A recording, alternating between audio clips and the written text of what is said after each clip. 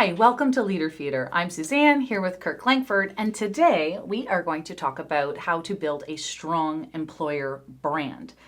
So Kirk, I guess first things first, like what is a strong employer brand look like? Yeah, so good question. I'll start by defining maybe an employer branding before I worry about kind of what a strong one looks like.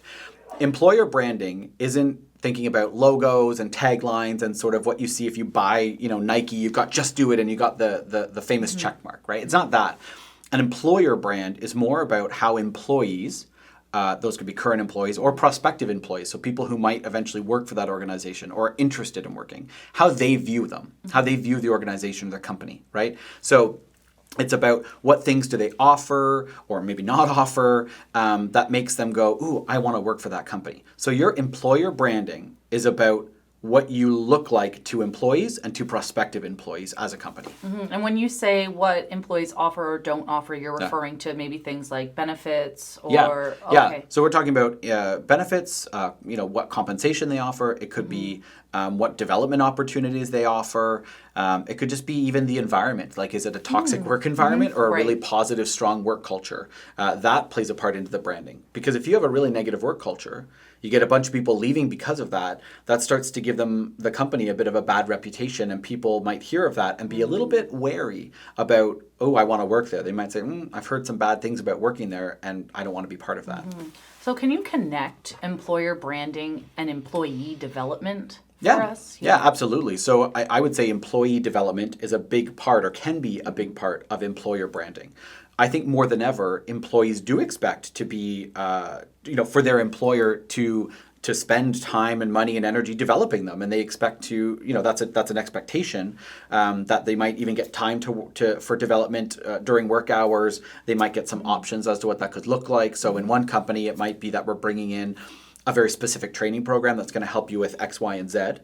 In other cases, it might be more that there's an allowance allowed where you can spend up to X amount of dollars on training, whether it's courses or whatever, and the company will reimburse you for those, as long as, in a lot of cases, they'll say something like, as long as you can prove that it somehow benefits the company in your role, right? Yeah. So I would say employee development is any and all of those things, and probably really more than that, but it has a big part in employer branding, because if people start hearing about, hey, if you go to this employer, they will invest in you and they will invest in your development. That's a really good thing for a potential employee to hear, and an existing employee, it's something that might make them want to stay longer than they might otherwise stay. Right. Okay. So, talking about companies, do you have any examples of companies that have already good employer branding? I do. I did a little bit of research on this one because I wanted to have some really solid examples. So I've got some on my iPad because I didn't want to just try to remember it all. So a couple of examples that I found and wanted to share actually is Bruce Power, which is a nuclear power plant in Ontario, Canada.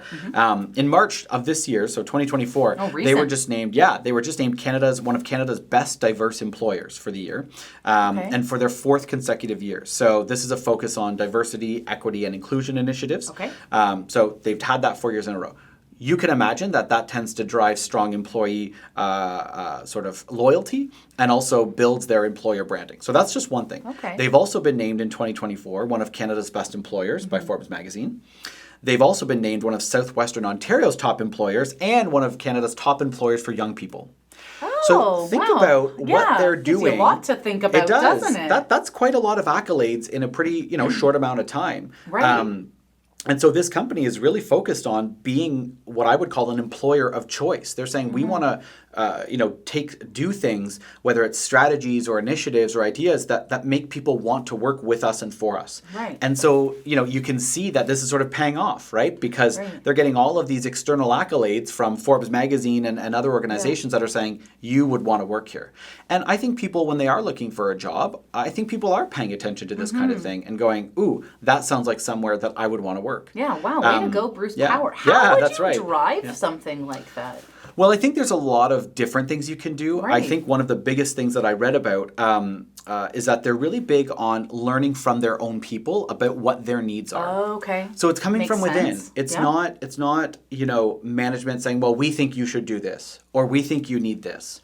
It's them saying, this is what we need, this is what we want. And as much as possible, Bruce Power, I think, providing that, right? And that's a really powerful thing when it's kind of from the ground up rather than top down. A lot of dedication to their team. I mean, right. which is, when we're talking about employer branding, that's a lot of right. dedication to their team, Yeah, and that's finding right. out what they like and what they don't like and how to support them. Yeah, exactly. Wow. So I think this is a pretty powerful or maybe compelling thing when we talk about employer branding, to think it does matter what sort of initiatives you put in place to make employees go, this is a cool place to work. It really gives me good feels. Yeah, to be honest. absolutely. Like, I mean, it makes you I go, kind of want to go work for Bruce Are there any Power, job openings there? Yeah, for sure. They're training people on psychological safety and inclusive workplace practices. They are, doing lots of different programs and initiatives that make people feel included, make people feel valued. And one of the things they talk a lot about is this sort of sense of, I'd say, collaboration, this sense of involvement. And that's a big thing, because in a lot of companies, still to this day, we see a lot of sort of, you're not paid to think, you're paid to do.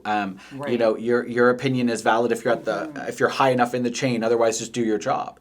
And I think, again, I don't work there, but I think these people are saying, no, let's take people's opinions and ideas and value them no matter what level or who they come from, because there might be some merit there that maybe the management wouldn't have or couldn't have thought of, because they're not necessarily always on the floor. So I think they're a really great example of a strong employer brand. That do what you're told kind of situation seems just super stressful, right? So, and when you say that side by side, it just makes think like, oh wow, like that would be so stressful. This seems like so much better. I mean, a lot of hard work. For sure. I assume there's a lot of hard work behind it. Yeah. And I think you have another one, yeah? Yeah, I did. Yeah. So the other one is Costco, which lots of people know. Way back in the day, it used to be Price Club, but now it's, of course, Costco. Oh, I didn't know that. Yeah, that's right. A long time ago. That shows you how old I am, Suzanne. It was Price Club when I was a kid. Never heard of it. Yeah. So they were named at one point America's best employer. Okay. Like top employer in America, which is, I think, pretty huge, because there's a lot of industry, a lot of companies in America. And something I read in several articles that I thought was interesting is that it says Costco's values are summed up in the phrase, always do the right thing, even when it hurts.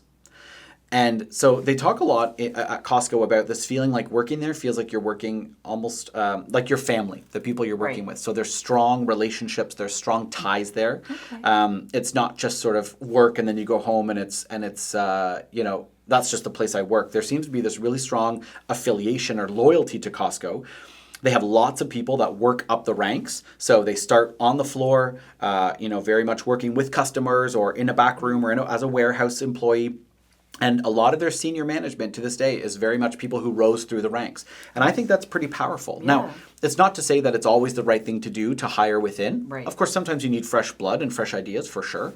But I think it probably speaks a lot to the culture, because if those people had to work their way up, then they remember what it's like on the floor. They remember their experiences, and they might be more likely to try to create a better work environment for the other people that are on the ground, right? That are working on the floor. So that was a really great one that I found. They even have, I read, at the warehouses, their local leaders are told when they're, engaging with their employees, greet before delegating. Greet before delegating. So before you just hand out something for someone to do, or don't forget about that shipment, or greet before delegating. So taking the time to go, hey, how you doing? How was your weekend? What's up? Yeah. Remembering that you are working with humans. Absolutely. And not just people. Your employees are not a means to an end.